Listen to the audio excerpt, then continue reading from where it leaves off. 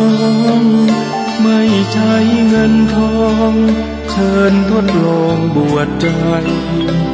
ถือเอาศีลเช่นเป็นผ้ารองห่มกายสลัดความร้า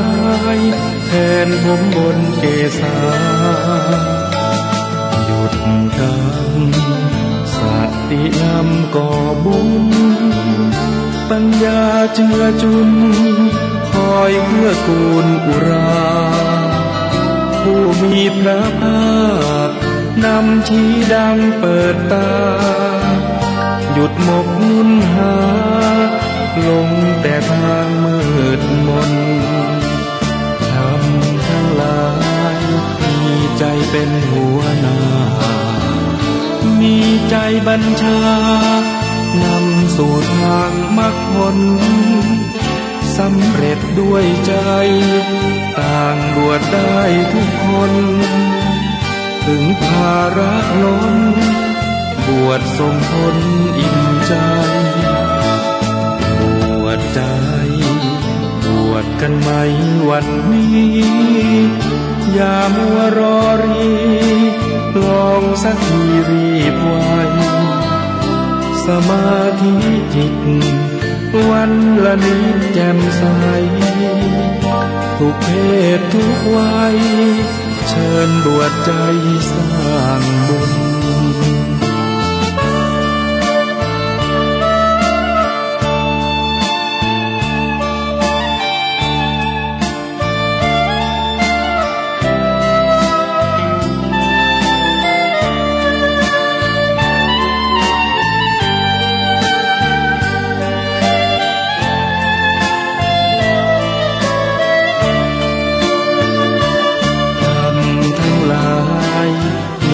ใจเป็นหัวหน้ามีใจบัญชานำสู่ทางมรรคผลสำเร็จด้วยใจต่างบวชได้ทุกคนถึงภาระล้นบวชส่งผลอิ่มใจบวชใจบวชกันไหมวันนี้อย่ามัวรอรีลองสักทีรีบไว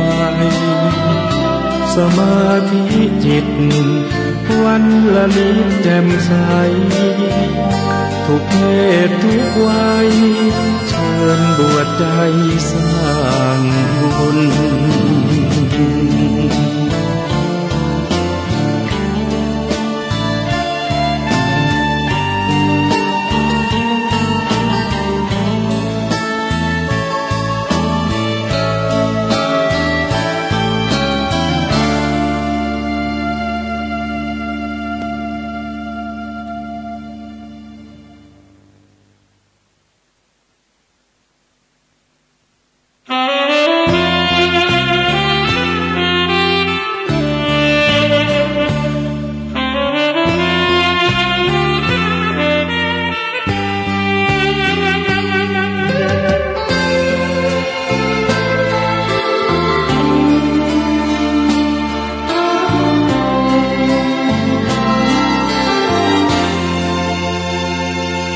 คน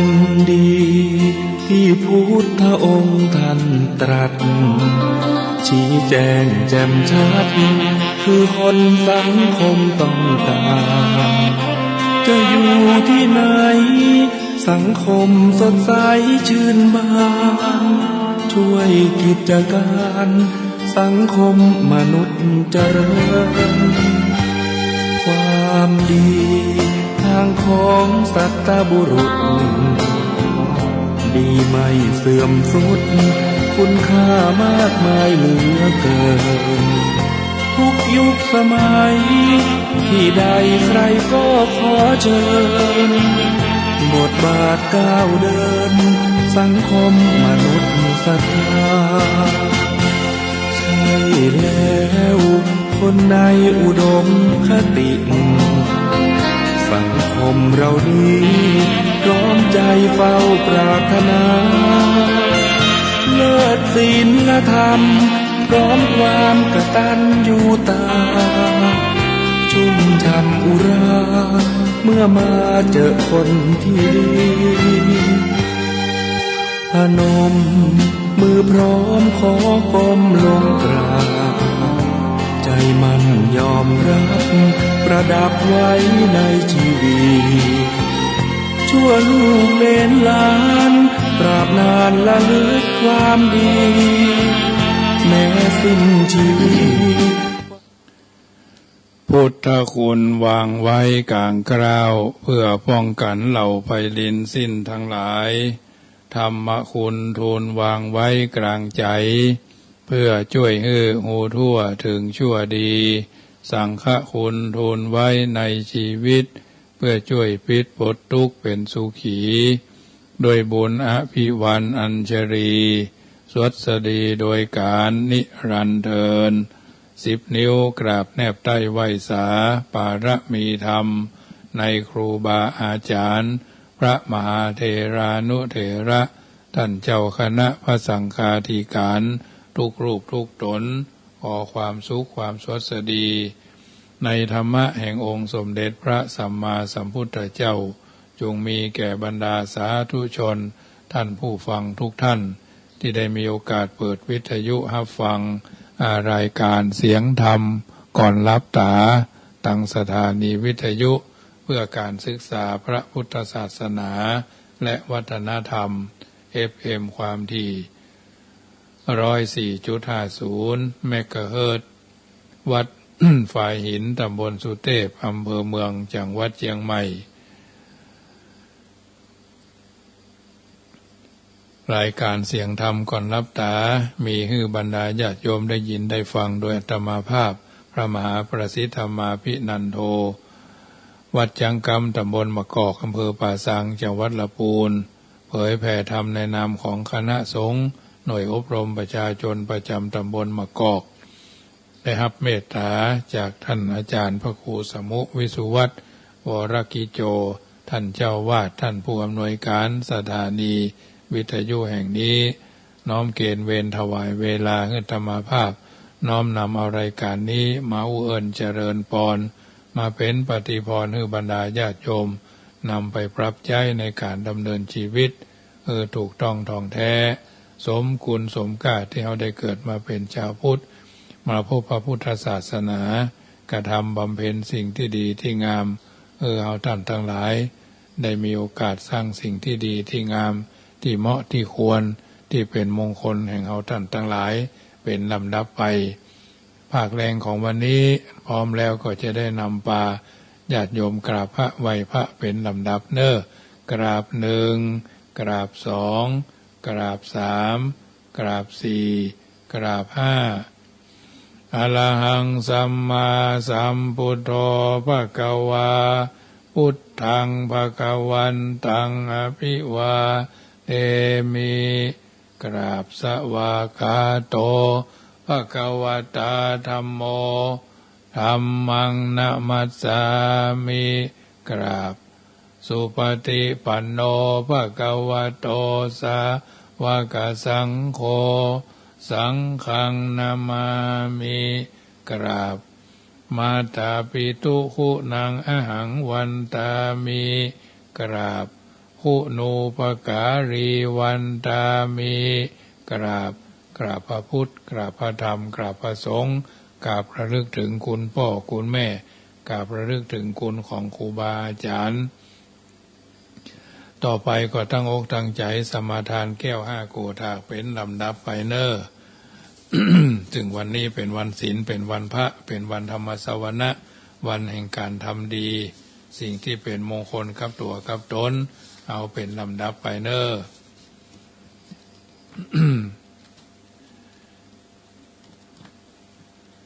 โยสันนิสิโนวราโพธิมุเรมรังสะเสนังมหันติงวิจโยสัมโพธิโมมากันจิงวะอนันตัญญาโนโลกุตโมสวาธุโอกาสาพันเตคเดพะปัญจรัตนาผันแผ่วพระเขียวเจ้าตั้งหาประการตนทะรงอนันตาที่คุณญาณหาที่สุดบ่ใดเป็นที่ไวและสักการะบูชาองค์สลีสัพพัญโยพระพุทธเจ้าพระธรรมเจ้าพระสังฆเจ้า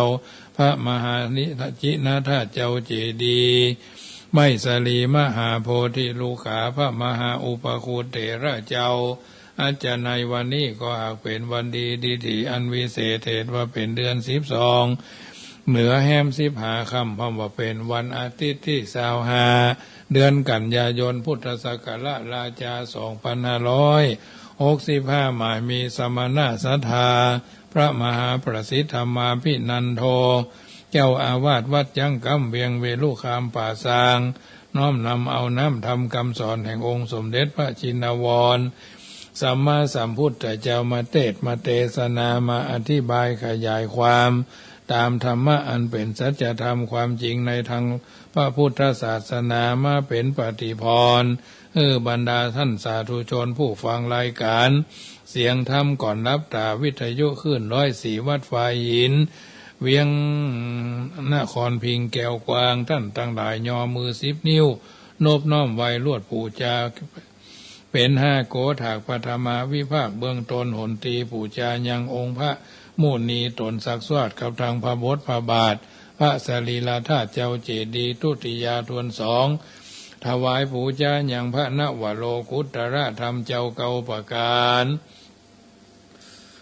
กับทางพระปริยัติธรรมอันโอฬารเลิศแล้วอันเป็นดวงประทีปแก้ว2หนต่างตติยวานขันพุ่นทวน3งามบ่เศร้าปูจายังพระอริยสังฆเจ้าสมมุติที่สังฆเจ้าหมายมีพระมหาอัญญาโกณดัญญาโคตเก้าเงาเอตาระหิถ้าลาบต่อเต้าถึงสังฆสมุติสังฆเจ้าเป็นปริโยสารจตุทวารขันพุ่นทวน4งามล้นตีบ่อาจักสังขยาผู้คานี่นาน้อมมาเกณฑ์เว้นถวายปูจายังพระกรรมฐานเจ้าทั้งสองอันเป็นกองแห่งสมถกรรมฐานและวิปัสสนาธรรมกรรมฐานดวงวิเศษอันเป็นเหตุถือสัตว์ไปฮอดเวียงแก้วยอดมหาเนรปานปัญจะมาวานขันปุ่นทวนหาผู้ข้าตั้งหลายจะขอถวายปูจาแล้วจะขอสูมายังคุณพ่อคุณแม่ปู่ย่าตายายข้าคุณวงศาพ่อเกิดแม่เกิดเจ้ากรรมในเวรตั้งแต่ตลอดคนครูปาอาจารย์เจ้าครูเก้าครูปายครูตายครูยังอาจาริยะอาจาริยังเจ้าทั้งหลายผู้สั่งสอนยังโลกียะสั่งสอนยังโลกุตระสั่งสอนยังอัคคระปยัญชนะคาถาเจ้าทั้งหลายสั่งสอนยังโลสอนยังสมถกรรมฐานวิปัสสนาธรรมกรรมฐานถ้าลาต่อเต้าถึงอาจารย์ปัจจุบันนี่ใสหลอนว่าผู้ค้าทั้งหลายได้ประมาทอเนกจาติหล่อนโดยมีกายกรรมตั้งกายวจีกรรมคำอู้มโนกรรมกรรมกึศได้ประมาทอิริยาบถทั้ง4ยืนเดินนั่งนอนยืนเตียวเหลวผอต่อหน้าได้รับหลังจุงฮือขอฮือพระเกียวเจ้าตั้งหาโกถากจุงโพธคุณนามีธรรมะเมตตาไหวนาเป็นปฏิกหาฮับเอาอย่างเครื่องปรมามีสาปูจาแห่งผู้ค้าเที่ยงแท้ดีลีโดยมีแต่นอโยคาวัจระบัณฑิตานักปราชญ์เจ้าอันมาแล้วแต่ปางก่อนอยู่ในสักการะปูจาและขอข้าพเจ้าขออุทิศถวายไปหายังบูรพามหากษัตริย์เจ้าทั้งหลายบูรพาอาจารย์เจ้าตลอดต่อเต้าถึงพ่อแม่ปู่ย่าตายายข้ากูลวงศาพ่อเกิดไม่เกิดเจ้ากรรมในเวรเท้าจตุโรคบาลทั้ง4เสื้อวัดเสื้อวาเสื้อบันเสื้อเมืองเทพบุตรเทวดาอันรักษายังวัดวาศาสนาเสียงจุติถ้าลาบต่อเต้าถึงเทวดารักษาจะตาวันจะตาเดือนจะตาปีจะตายามเทรักษายังแผ่นดินต้นไม้ดอกจอมดอยอากาศกลางหาวตาวจะกามาวจระเตพินอินพรมยมราชคุดนักน้ำนาทีนางนาไทยธรณีตนจำบุญตนจำบาปตนจำน้ำหยาดเมียดหมายตานจุมาปัตตาอนุโมทนาในทีคาการะบัดนี้ยามนี้นั่นจุงจักมีเตี้ยงแท้ดีลีบัดนี้ผู้ค้าทั้งหลายจะขอถวายปูชาสูมาเป็นมคตภาษาบาลีว่าสวตุอีตังโนอากิมาโตโบปาราจาปูชาสัจจการวะตานังสัมมาสัมพุทธัสสะธัมมัสสะสังฆัสสะมหาจินาทาตุมหาเจติยังมหาโพธิลูกังสักขจังเตมาปูเจมาทุติยัมปีตติยัมปี อิตังโนอาคิมาตุบุปาราจาปุจจาสัจจกะลวะตานังโยติตานังสัมมาสัมพุทธัสสะธัมมัสสะสังฆัสสะมหาจินาทาตุมหาเจติยังมหาโพติรูขังสักจังเตมาปุเจมาจโยโนปันเตจักกมายตาปะเลยะตามุระเหยะตากุสะเลเยมายังพุทธธัมมาสังฆกัมมาทานังกัมมาทานาตายากาจริยสังฆเตสุปัญจรัตเนสุอติเตวะปัจจุปเนวะอวิวายะติวาระโหวะกะเยนะวะวาจายะวะมนัสสะวะปะมะตังวาอาการะวังวะอากาสิมาติสวายะตาธัมมังปฏิกะโรมะเตสังโนปันเตพุทธาติรัตนาปัญจกังอนุกัมปังอุปาทายะอัจจยังอัจจยโตปฏิกะนันโตธรรมันโตสัพพังโตสังฆาจติอายะโตอัจจังสังวายะนาปุเนวังปฏิกริสามานิจังวัฏฐานิพพานังสารังวัฏฐานิพพานังนิพพานังปะระมังสุขังเอาละญาติโยมต่อไปก็ตั้งอกตั้งใจฟังพระธรรมเทศนาซึ่งเป็นสัจธรรมคำสอนดังที่ท่านกล่าวว่าแสงเทียนส่อง 2,000 ปีที่พ่อจุดใกล้จะสุดใกล้จะดับสิ้นสุดลงแล้วหนาหากสู่เจ้ายังโง่เขาเบาปรัญญาอีกไม่ช้าเทียนคงดับทับเทียนคงดับทับคำเทียนคงดับทับคำพีเราตื่นกันเถิดเพื่อฟังธรรมอันเป็นคำสอนขององค์สมเด็จพระชินวรสัมมาสัมพุทธเจ้าดังอาตมาภาพจะได้เทศนาอาราธนาธรรมพร้อมกันเนอนิพพานังเยนะคารังรัมมังเยนะคารังไสยังบัณฑิโตตังโนมะกังอุทิสิตุงธัมมะมุตตมังปัจจังอรัตนังกะโรมาสุภมัสสดุพระพุทธศาสนายุการจำเดิมแต่การปรินิพพานแห่งองค์สมเด็จพระสัมมาสัมพุทธเจ้าพระองค์นั้นบัดนี้ล่วงแล้วได้ 2,564 พรรษาปัจจุบันสมัยวันนี้เป็นวันอาทิตย์ที่25เดือนกันยายนพุทธศักราช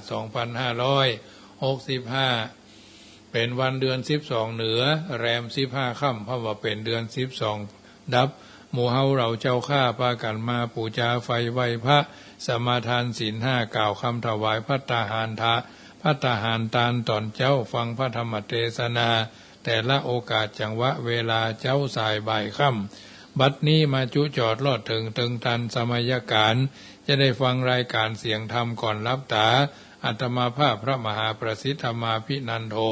จะได้สาธกยกเอาพระธรรมเทศนาแบบพื้นบ้านล้านนาเรื่องนั่นกำผ้างัวตองผูกที่12เทศนาเป็นปฏิพรให้บรรดาญาติโยมโยมพ่อโยมแม่โยมพี่โยมอ้ายโยมน้องโยมเพื่อนโยมเสี่ยวลูกเต้าเหล่าหลานที่เป็นพุทธศาสนิกชนพุทธบริษัทพุทธศาสนิกเมธีอุบาสกอุบาสิกาจุใหญ่น้อยใจยิงตั้งอกตั้งใจฟังพระธรรมเทศนาเอาบุญเอากุศลจากการฟังพระธรรมเทศนาไปจุจอดลอดถึงตันพ่อแม่พี่น้องสามีภรรยาผัวเมียลูกเต้าเหล่าหลานคนเคยร่วมกิจการงานใหญ่น้อยได้ล้มหายตายจากนี้บาสังนั่งบาลานิสังสผลแห่งการฟังพระธรรมเทศนาจงไปอมปกโยกย้ายท่านเจ้าเหล่านั้นอยู่ตีคาไปใจเราตั้งใจฟังพระธรรมเทศนาณบัดนี้ นะโมตัสสะภะคะวะโตอะระหะโตสัมมาสัมพุทธัสสะเตจนะติสวามหาสมุททะเลสาทโวดุราอุปาสกะอุปาสิกาทั้งหลายตั้งยิ่งใจมวลหมู่อันตั้งใจสู่ฟังธรรมรายการเสียงธรรมก่อนนับตาจักเทศนาธรรมเทศนากำพร้างัวตองผูกที่12ท่านทั้งหลายจ จงน้อมโสดปราสาทไฟอัญจุลีศรัทธามีมากกวางปั้มเพ่งสร้างต่างบุญตาหนุนบ่ขาดมีศีลสะอาดรักษาภาวนาข้ามเจ้าแล้วนั่งอยู่เฝ้าฟังธรรมบางท่านก็นอนฟังบางท่านก็นั่งฟังบางท่านก็ตั้งใจฟังเป็นบุญนำหนาบ่น้อยจักจ้องหอยตัวไปฮื้อสุขใจชาตินี้บ่หลีกลี่หนีหายกันวำวายมวยมั่งบุญได้สร้างตัวตันย่อมคุมพันไปเกิดในห้องฟ้าเลิศปลายบนหรือเกิดเมืองคนหลุมไตบ่ยากไรเครื่องกีกันปาดามีสุดยอดเตียงได้รอดเนรปานดังพระตะรงยานยอดซอยสอนคนใหญ่น้อยยิ่งใจว่าบุญบ่หลายแต่ใส่บ่หอนใดเป็นดีบุญบ่มีมากล้นบ่หอนพ้นสงสารจักถึงนิพพานล้ำนาย้อนบุญแก่กรานำไปพระสอนไขดังนี้ควรกึศที่พิจารณาจุมศรัทธามวลหมู่จุงพาหมู่ตามธรรมใส่ใจจำเมียดมันอย่ากึศดันต่างใดเฮาจะไขบอกเล่าหูเก้าตามมีแลนาแต่จะนาส่วนเจ้าประชาหนุ่มเทาอันอยู่เฝ้าฟังอันอยู่เฝ้าฟังน้ำอันภาษาความโง่ล้มง่ายเขาตั้งหลายมวลหมู่ต่างพระหมู่ขี่ญาว่าเต้านั้นนามวยมั่งกลางน้ำกว้างกลางน้ำกว้างวังวนเขาจุคนใหญ่น้อยต่างเก่าถอยจากกันว่าเต้าหอจันสวกกราใจหยาบจ้าดารนบาปนั้นวนตอบใจจึงตกให้เครื่องขี่ตกอเวจีตำไตได้เอาไม่เหลือลายคนยิงใจลุ่มฟ้ากันกระทำบาปกระหึกนาญามรณามวยมั่งกลางน้ำกว้างวังบนเขาจุคนใหญ่น้อยต่างกล่าวถอยจากกันว่าเต้าหอจันสวกกราใจหยาบจ้าทารนบาปนั้นวนตอบใจจึงตกให้เครื่องจีตกอเวจีทำไตได้เอาไม่เหลือลายคนยิงใจลุ่มฟ้ากันกระทำบาปกระหึกนายามรณามวยมั่งบาปตนสร้างเอาไว้จักว่ากดใดเล็งหันปาจิตวันไปสู่ในที่อยู่อบายตกทุกข์ลายไม่มาดอยู่หะบ่ขาดคืนวันดังพระตะรงธรรมยอดซอยไขเก่าถอยอุปมาดังรูขาต้นไม้เขาปลูกไว้เชื้อใดไว้เป็นไม้บ่หอนกลายแต่เล่าดังเฮาหวานเขาลงดินเอาไว้กินเมื่อนาบ่กลายเป็นยารอมคาดังคนนาโลกกว้างมาก่อสร้างต่างบุญบ่สูญกว่าจอยย่อมติดจองหอยเฮาไปได้สุขใจคำเจ้าบ่โศกเศร้าเครื่องกาการมรณากระภาคนับจิตจากเมืองคนย่อมเอาตนเมื่อเกิดห้องฟ้าเลิศกะเสมสีสุขสวัสดีจื่นจ้อยดังไฟหอยใจหมายคนยิ่งใจมวลโมต่างกล่าวโอจากกันเสียงเนืองนั้นเศร้าสนันดาวแดนไกลก็มีหันแดนนากาละนั่นเราอามาตเก้าแก้มเมืองเสนาเรื่องมวลหมู่กันเขาเป็นหมายว่าเต้าตายม้วยมั่งในปราสาทกว้างหอจันก็ปากันบ่จะรีบใบนา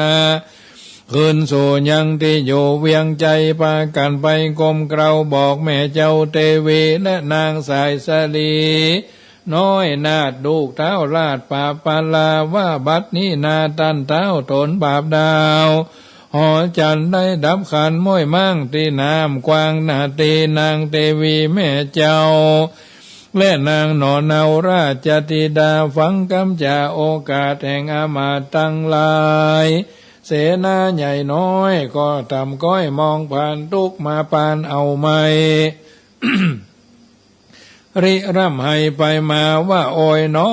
กำสั่งจาหาเท้าปาเต้าเว้าวะปาเอาเต้าวำไว้สั่งมาตายโดยหม้อเคยอยู่ต่อจอมการทุกคืนวันคำเจ้ากับลูกเต้าเมียแปลงกำตัวแหงมาหอด ได้ม้อยมอดเป็นผีนางเทวียอดซอยนางและนางอ่อนอ้อยราชธิดาริร่ำจะใจใจเอาไม้ขี่มองน้ำตานองย้อยหยาดไฟฟ้าให้ฟาดไปมานั่นแรนาที่นั้นยังมีปุโรหิตาอามาตย์ผู้ฉลาดกองธรรมมาไข่กำเก่าถอยซึ่งนางยอดซอย เตวีว่าดูราสายสรีเฮยแม่เจ้าอย่าโศกเศร้ามองผ่านจุงแป่งใจบานโยมจืนอันเจ้าคำอื่นพัวควันได้ดับขันมวยมางย้อนกำสร้างปางลางมาปะปังคืนครอบสยองตอบโดยมากวนเววาร้องระไมบ่อนใดเป็นดีปะตุขีไม่เอาผัวตัวเก่าได้คนวามวายโมกโมบ่อาจหูขี้ยาควรพิจารณาร่ำทอยว่าคนฉลาดก้อยเป็นผีวงสามีพี่น้องมาแวดซ่องลามห้องให้ตามวลโมบ่ขาดอยู่หญิงใจคนวันวายม้วยมอดบ่อาจทอดคืนมาแม้นเรารานี้เล่าเอายังเข้าแหล่น้ำสัพพะพัมอะไรอันเงินคำปันอ่านหมื่นไปย่อยื่นปันหมายคนวันวายนั้นใส่เอาไปบ่ได้ดีหลีบาปบุญมีมากน้อยจักติดจ้องหอยตรวยไปกันคนใดหยาบจ้ากะทำบาปฮึกนายมรณาภาคนาบาปตัวกามัวดำจักปานำจ้องก้องลงสู่ห้องเวจีส่วนคนกะทำดีนั้นเรา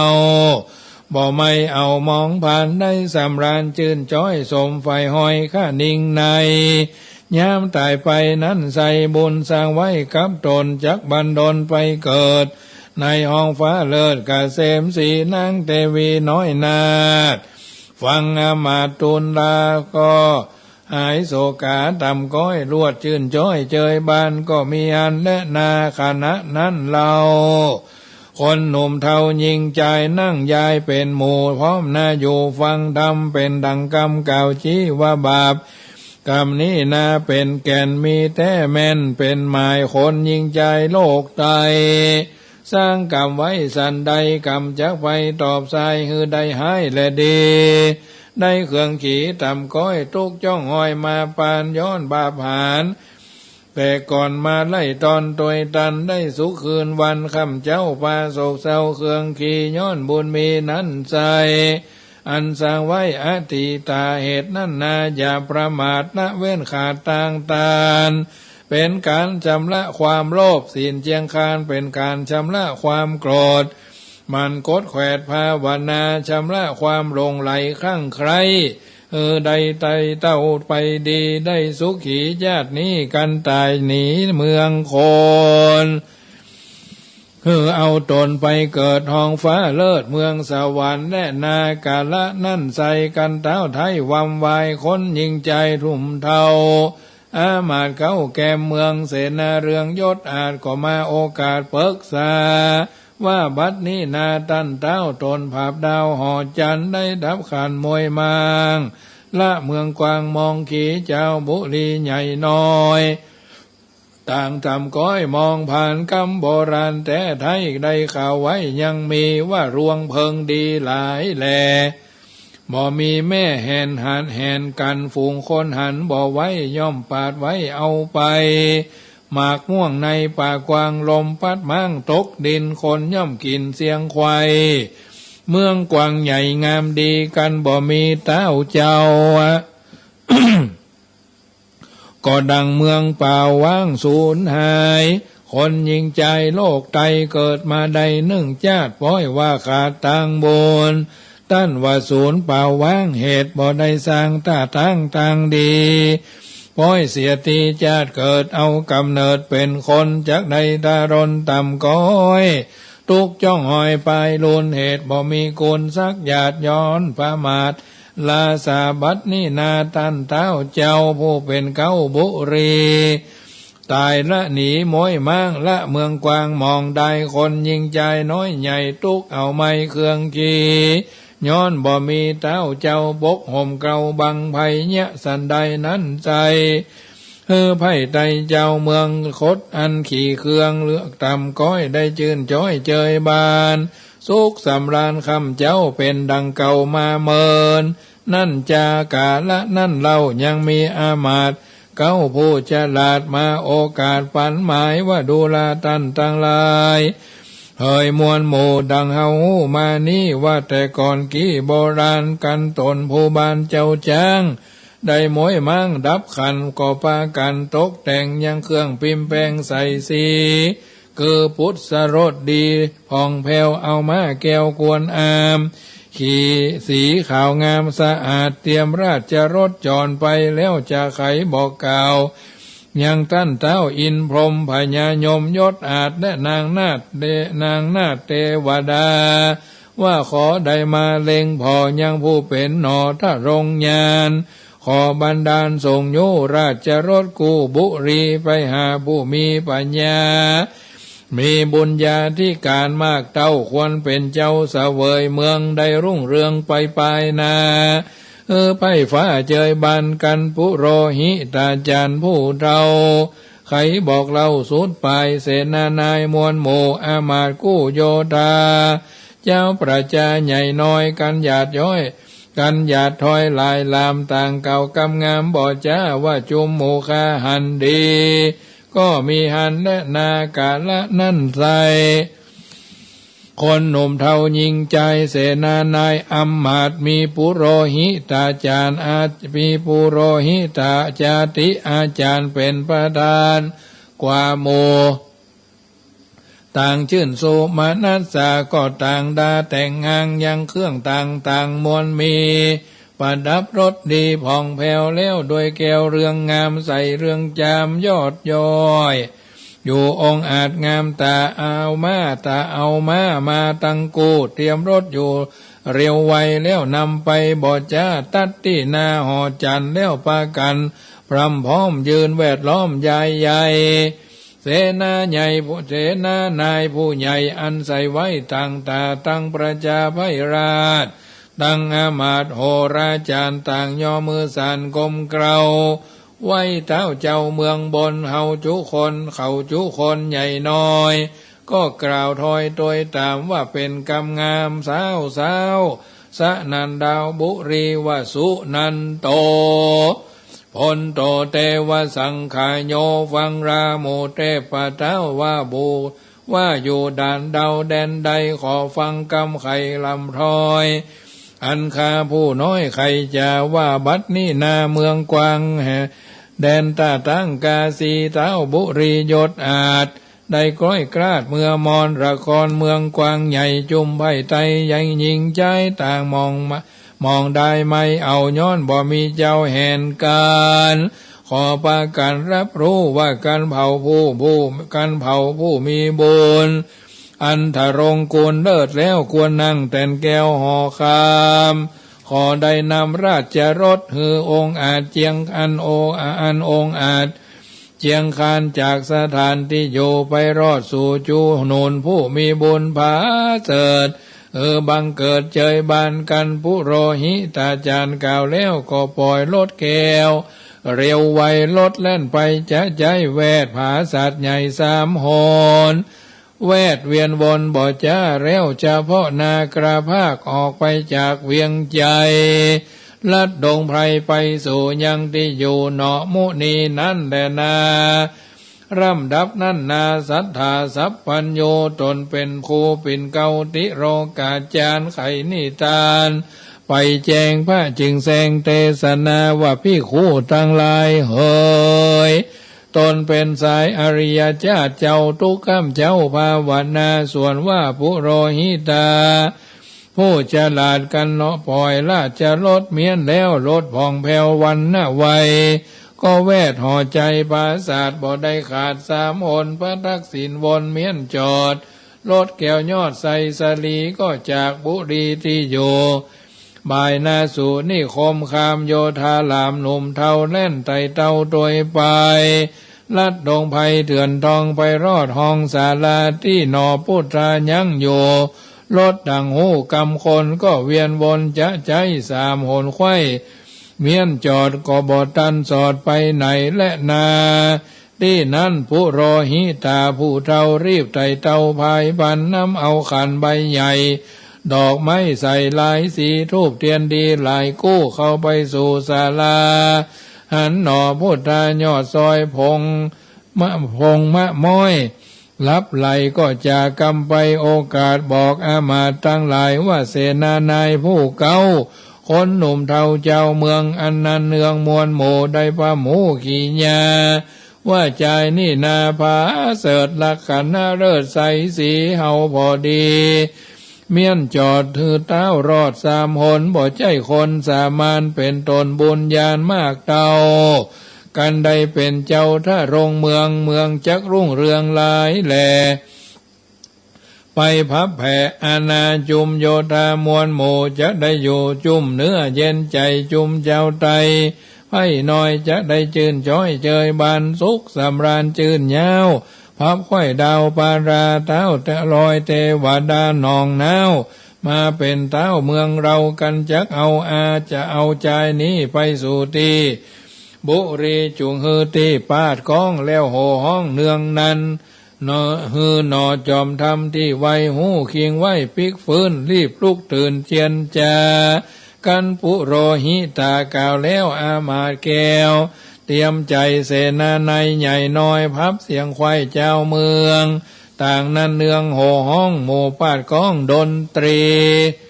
ดังมะโหรีระนาดดังเปียพาดอันหลายอันก่อปากันตั้งโมเนี่ยหือดังอยู่บัดเดียวนั่นแหละนานิติตังขีญาสังวันนาวิเศษจะห้องเหตุโกนะโรหะกัมพางัวตองผูกทวน12ก็บังกรมสมเลสเด็จเสียเต้าอีก่อนแลเอาละญาติโยมสาธุชนได้ยินได้ฟังน้ำธรรมคำสอนจากรายการเสียงธรรมก่อนรับตาภาคพระธรรมเทศนาค่ำคืนนี้เอาพระธรรมเทศนากำพร้างัวตองผูกที่12มาเทศนาเจ้าศรัทธาที่เป็นเจ้าภาพกันก็มีหลายคนหลายท่านโดยเฉพาะเพื่อนตาลขันเข้าเนาะอุปาสิกาโยมแม่บ้าน7 ยอดเนาะตาลขันเข้าหาพ่อกองคำแม่โย่งชัยชาญ1 ขันตาลไปหานสสุภาชัยชาญบ้าน7 ยอดและอันนี้ก็ทำบุญไปหาที่ผู้วายชนตามที่ท่านทั้งหลายมีความปรารถนาวันนี้ก็ได้ทำพิธีทำบุญทักษิณานุปทานตลอดจนถวายสังฆทานแก่บุพเปตพีได้ขอทัดนั้นมาหมายมีพ่อวิรัตแม่สายพินคำทิพย์ตาลไปหาปู่ย่าตายายญาติพี่น้องแม่หลวงคำอนุวงศ์ตาลไปหาพ่อแม่พี่น้องพ่อวันแม่บุญเปงโพธิตาลไปหาพ่อแม่ปู่ย่าตายายลูกหลานที่ล้มหายตายจากก็ได้ถวายไปวันนี้เรียบร้อยถึงขันเข้าถึงสัพพะเยี่ยงเครื่องครัวตาลบุญขีนบุญตาลทั้งนี้ก็ถือว่าเป็นบุญที่นำมาอุเอิญเจริญพรอนุโมทนาสาธุการกับบรรดาญาติโยมที่ฟังกันอยู่ทางบ้านเนาะบุญขีนบุญตาลเท่านั้นจะได้เป็นปาไทยยังเข้าห่อจะได้เป็นเสบียงต่อมหาเนรปานไปทางหน้ากันโดยทั่วไปฉะนั้นวันนี้เป็นวันศีลเป็นวันพระเป็นวันธรรมสวนะที่เฮาท่านทั้งหลายต่างก็ส่วนมากก็ไปวัดไปวาไปทำกิจการงานส่วนใดส่วนหนึ่งก็ขอฮือแล้วเสียยังเจโตปณิธานดังที่เฮาปรารถนากันสำเร็จดังมโนปณิธานในการทุกเมื่อนะเพราะฉะนั้นสิ่งต่างๆเหล่านี้ก็เป็นสัจธรรมความจริงที่ปรากฏให้เฮาได้หันบุญเท่านั้นจะได้เป็นปาทายังเข้าห่อจะเป็นเสบียงต่อมหาเนรปานเพราะฉะนั้นบุญเป็นสิ่งที่อาจจะบ่ฮื้อผลในปัจจุบันทันด่วนย่อมจะเป็นสิ่งที่ฮื้อเฮาท่านทั้งหลายนำไปคิดว่าฮื้อกึดถึงกันกู้วันเป็นมิตรฝากใจสนิทด้วยจิตเมตตาเป็นเปื้อนมนุษย์ร่วมโลกโลกาจะได้เปิ้งปาอาใจกันได้ส่งความกึดถึงหนึ่งเดียวไก่ฝากฮื้อเข้าไปทั่วทิศ กึดว่าตัวเขาและเราร่วมมิตรบ่กึดเหยียบย่ำดีคาแบ่งปันน้ำใจกึดแต่เมตตาเฝ้าภาวนาหาทางช่วยฮือแม้เพียงน้ำใจบ่ใจเงินตื้อมันมีก้าคือเปี่ยมล้นแค่กึดถึงกันมันก็ท่วมท้นตั้งแต่เริ่มต้นทำดีจันทร์ถึงอาทิตย์ผูกจิตไมตรีขอฮือได้มีสิ่งดีมอบฮือสิ่งดีเมื่อมอบฮือญาติโยมสาธุชนวันนี้เป็นวัน12ดับเพิ่นบอกว่าเดือน12ดับเป็นวันชิงเปรตเหตุมีกล่าวไว้ฮีดหอยคนใต้คนเหนือคนอีสานคนภาคใต้แต่ละภาคเนาะเพิ่นเอาใจกันทรงเปรตวันนี้วันดีสร้างสรรค์ถือว่าเป็นวันบุญใหญ่กว้างกะตัญญูตาเอามากล่าวอ้างเป็นหนทางทำดีแต่นะว่ารับเปรตทรงเปรตวันนี้อย่าละรอรับญาติท่านมาใจแรม15ค่ำนี้ฮือได้มีใจหวังหาอะไรส่งใจรับตอนเกี๊ยมของวะข้าวหวานแต่เจ้ายื่นปั่นวางป้อนสิ่งของแน่นอนมากนักขนม5อย่างที่เปิ้นนั้นมักนึ่งเริ่มต้นด้วยขนมปองเปรียบแพห่วงไว้ฮือได้ตอบสนองข้ามน้ำลำคลองไปสู่ภพหน้าขนมลาเปรียบเหมือนแผ่นผ้าอันเป็นอาภรณ์เครื่องใจขนมกงคงจื้อเอาไว้เปรียบกำไรได้วงงามตีซ้ำแหมนั้นส่งตาลตวยตามเปรียบดั่งเงินคำนำไปใจได้ขนมบ้าแหม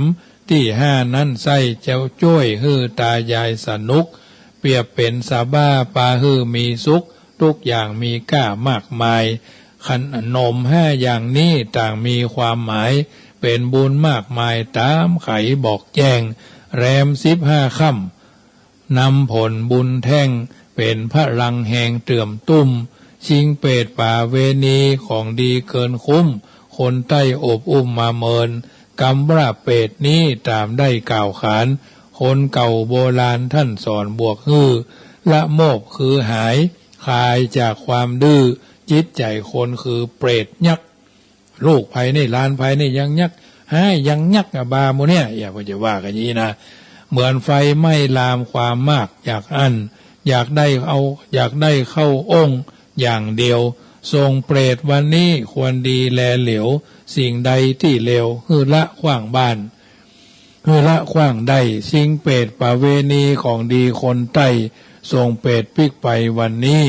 เน้นกตัญญูตามได้บอกจี้บ่ใจจู้จี้นอนนายทรงเปรตวันนี้จึงมีความหมายดังคำบรรยายเต้านี้สู่การฟังก่อนและนายเอ๋ยญาติโยมสาธุชนวันนี้เป็นวันทรงเพิ่นเฮาว่าทรงผีปิกบ้านเนาะเดือน12บุญเดือน10แรม1ค่ำถึงแรม15ค่ำเดือน10แรม1ค่ำเดือน10เป็นวันเริ่มวันศาสตร์คอยรับญาติผู้ล่วงลับกลับมาหาเทศกาลงานบุญหมุนเวียนมาลูกหลานปากันเตรียมหมูมับเนาะรับตายายของข้าวหวานหลายหลากมากพร้อมพูนอันนี้เป็นประเพณีทางภาคใต้ทางเหนือเขาก็เดือน12ดับเนาะเพิ่นบอกว่าวันนี้วันติดฝนตกวันติดรถติดบ่มีหมู่บ้านม่วนดีขี้ค้านออกบ้านถนนหนทางน้ำแม่ทานน้ำแม่ลี่น้ำแม่ปิงน้ำแม่กวงว่างดีเสี่ยงท่านยุดพักการงานว่างเว้นถึงบ่มีไผมาไล่หนีบเน้นดูตั้งนอนเล่นพอลายจะนอนบุญสุขรับลุกฮือขวายบ่มีเจ้านายมาคอยไล่จี้ 7 วันมุ่งหมายฮือได้มอกไผบ่มาคุยบังคับเหนื่อยกายหลายวันมันหยั่งมากับขอรับพักผ่อนนอนยาวฝนตกวันนี้สีท่าจะหนาวขอจบเรื่องราวนอนเอาแหงสู้พายุโนรูเนาะญาติโยมเข้ามาธรรมะนะเตือนแล้วนะพายุโนรุ มาถึงหมายถึงกวางชนิดหนึ่งตั้งชื่อโดยเกาหลีใต้เข้าสู่ภาคอีสานไทย28 กันยาเตรียมรับมือแถมเนอะเพิ่นว่าจะนี้จะเป็นจะได้ก็จ้างมันเถอะญาติโยมก็ฟังกันไปเนาะเป็นอาหารใจขอแสงสว่างแห่งธรรมเสียงธรรมนำสุขเสียงธรรมก่อนรับตาก่อจู้จอดลอดถึงแห่งการเปิดสายหน้าไมค์ให้ญาติโยมโทรกันเข้ามาเนอะ0615476539 0615476539เหลือเวลาแถม10 นาทีสุดท้ายเนอะเจริญพรยายพรร้องบัวแดงฟังธรรมอยู่เนาะ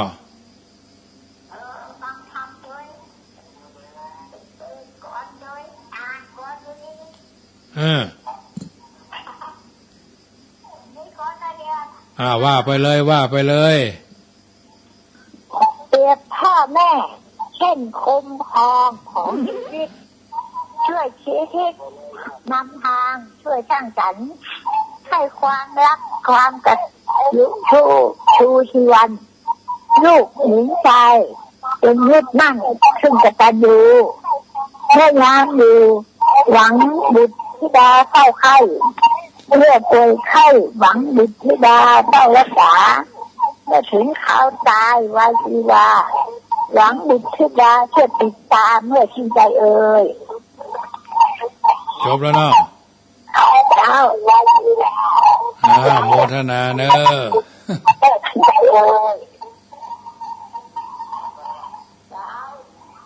โมทนายายพรนะแผ่นพันธุ์แท้สายที่2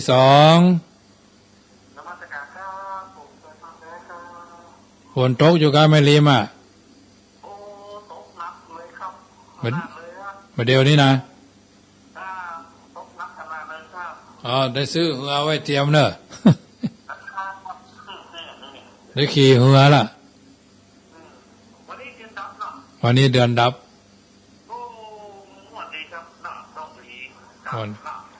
จะไล่พระจะรับจะนอนก็ไหว้พระหยาดน้ำเห็นเนอะโมทนาแฟนพันธุ์แท้แม่ริมหลวงยอยายพรพวกก็ว่าก่อนของบนไปถึงวันไผ่มีก็ว่าได้เนอะนากาแฟก็ได้เนอะขายกาแฟวันนี้ได้ดีหลายอย่างก็ว่าไปเถอะพี่น้องอันหนองจ้างคืนด้วยก็ได้เนอะเจริญพรตั้งใดเอ่ยบ้านประภัยเจ้าแม่สีทองเจ้าประภัยสันทรายกะเจ้าประภัยสันทรายเจ้ากำลังฟังก็ว่าฟังเมินละฟังเมินตั้งแต่ท่านอยู่กับมหาวิษณุละเจ้ายังแขวนหน่อยฟังเมินแต่ไม่ได้รับโทรหาไปได้วันนั้นก็โทรหากรรมแล้วเจ้าบ้านสันทรายเนาะสันทรายฟังเข้าใจดีเนาะเข้าใจดีเจ้าติดอันกระเพาะบนตองนี่หมดดีเนาะเจ้ามีสินหน้าถ้ามัน25ก็อย่าเตะทำไม่สินหน้าพุ่นเนาะเดือนหน้าที่ตอนก็เรือแถม2ผูกแม่เรือ2ผูกวันโกนวันศีลถ้ามันบัดถ้าได้จัดรายการก็จะเตะไปเรื่อยๆเองอะ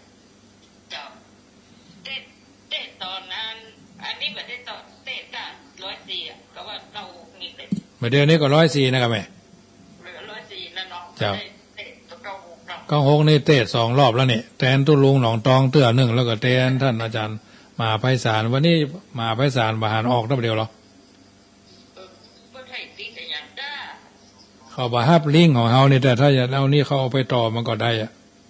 เจ้าอันนี้อันอย่างของลุงอันน่ะลุงวางสีคำเนาะ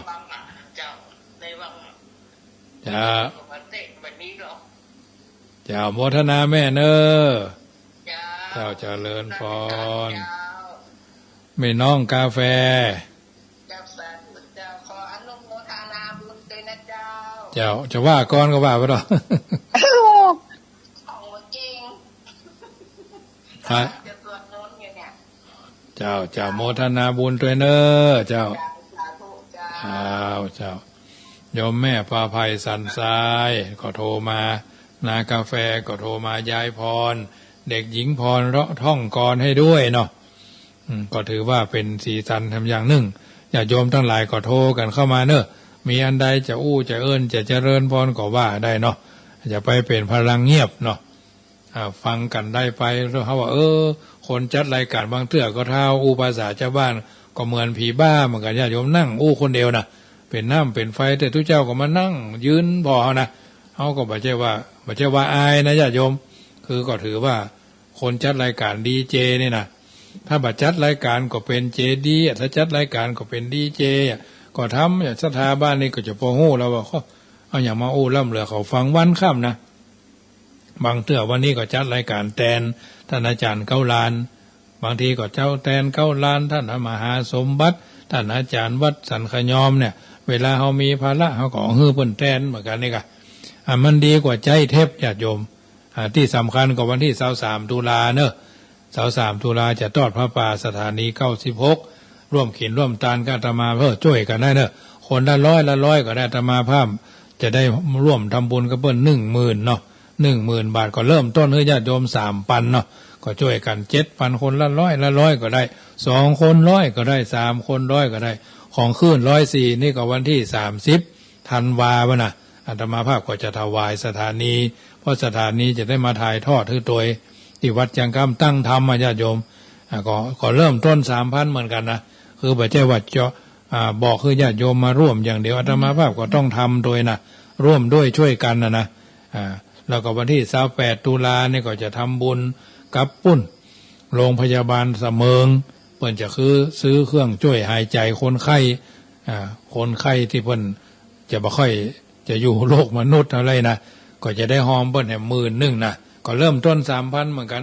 อาตมาตั้งใจแล้วคือคนเกิดวันเสาร์เนี่ยย่อจะทำมันอย่างก็ทำให้มันแล้วนะจะต้องทำให้ได้นะจะต้องทำให้แล้วโดยบ่มีก็ต้องซ้อหาบ่มาก็ต้องซ้อใส่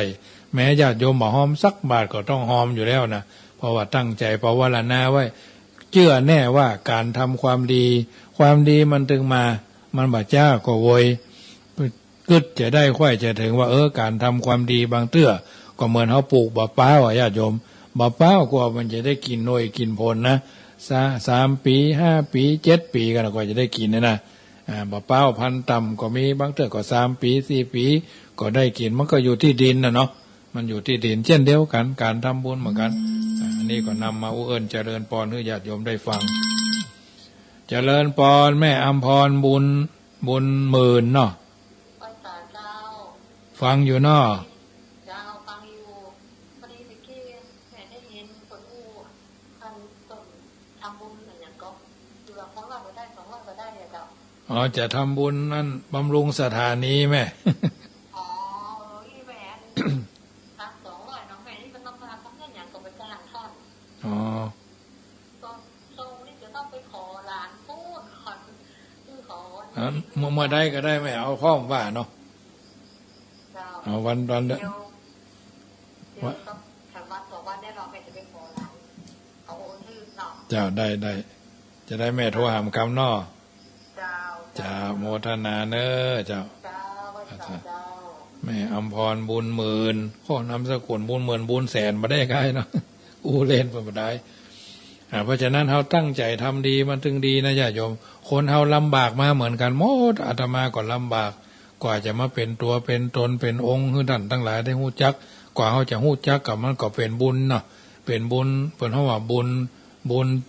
จนบุญเนาะบางคนก็ฮับเป็นสะพานบุญบางคนก็ฮับเป็นเจ้าภาพอันนั้นอันนี้นะอย่างอาตมาภาพก็ดีใจนะก็ภูมิใจบ่ใช่ว่าโจรญาติโยมมาแล้วตัวเองบ่ทำไม่มีในความคิดนะแล้วก็บ่ได้คิดมาล่ำมาโรยกับส่วนเหล่านี้